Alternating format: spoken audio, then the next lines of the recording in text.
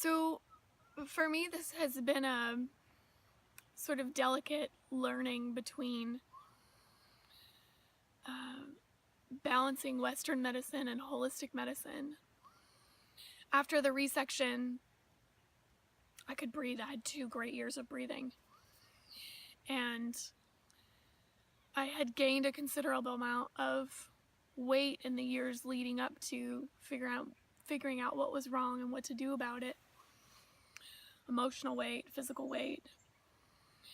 And I hired a health coach and started to learn how to feed this body that could breathe again. And pre-tracheal stenosis, I was a yoga teacher and super physically active. With tracheal stenosis, I couldn't breathe to do the things that I used to love to do, and so I self-medicated with food. I joke that I had a hot, intense relationship with 2 guys named Ben and Jerry for years. And you know, they were delicious, but it left me feeling like I was in a body that I didn't recognize. And once I could breathe again, I thought, okay, no more half-life, time to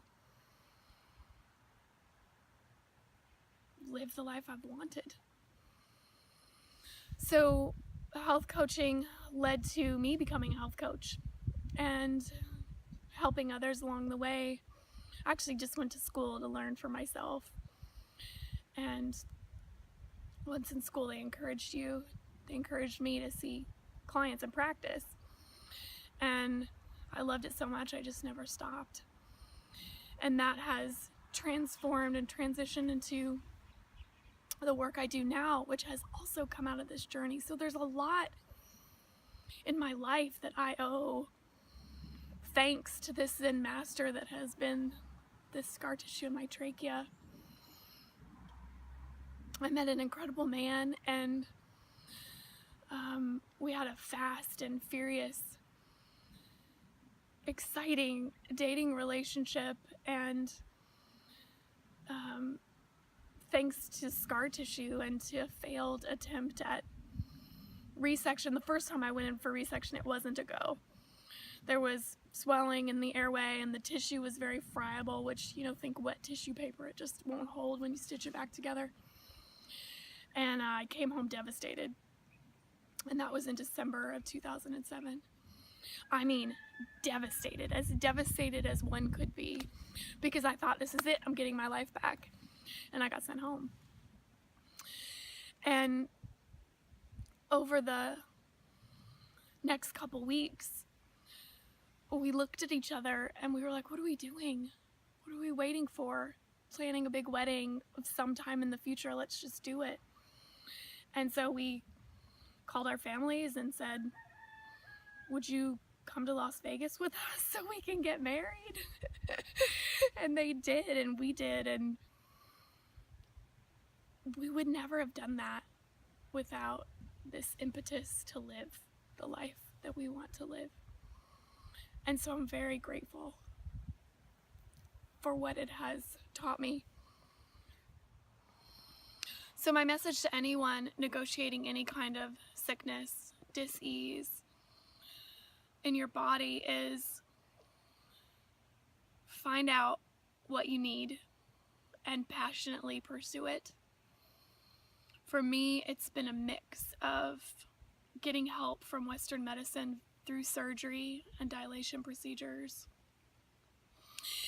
and learning how to feed this body in a way that keeps it as happy as possible. I stay away from foods that are inflammatory. I don't drink alcohol a lot. I try to stay away from sugar. I don't eat meat anymore. I meditate every day. And most importantly, I foster a belief that I am whole health and I'm not my body. Sometimes that's really easy to do.